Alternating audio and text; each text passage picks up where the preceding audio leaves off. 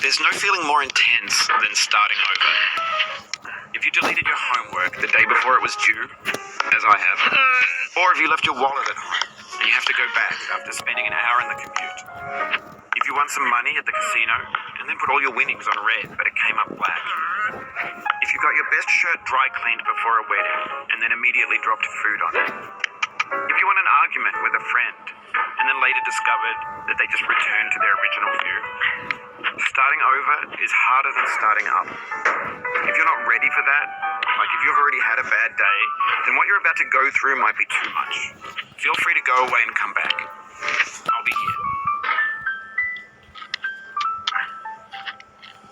Alright, thanks for coming with me on this trip. I'll understand if you have to take a break at any point. Just find a safe place to stop with the game.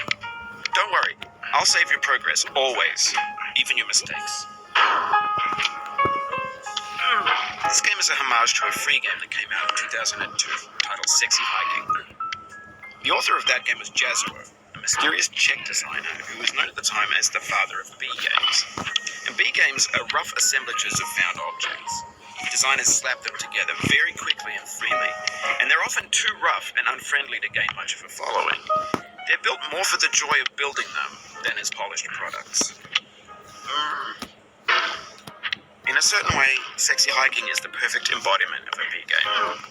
It's built almost entirely out of found and recycled parts, and it's one of the most unusual and unfriendly games of its time. In it, your task is simply to drag yourself up a mountain with a hammer. That act of climbing, in the digital world or in real life, has certain essential properties that give the game its flavor.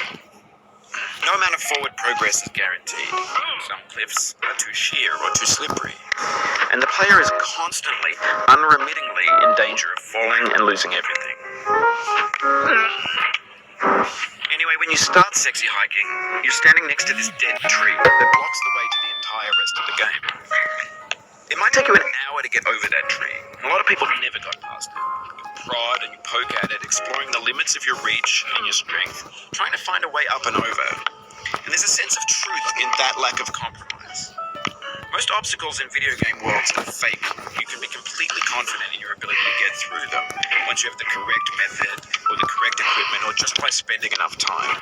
In that sense, every pixelated obstacle in Sexy Hiking is real.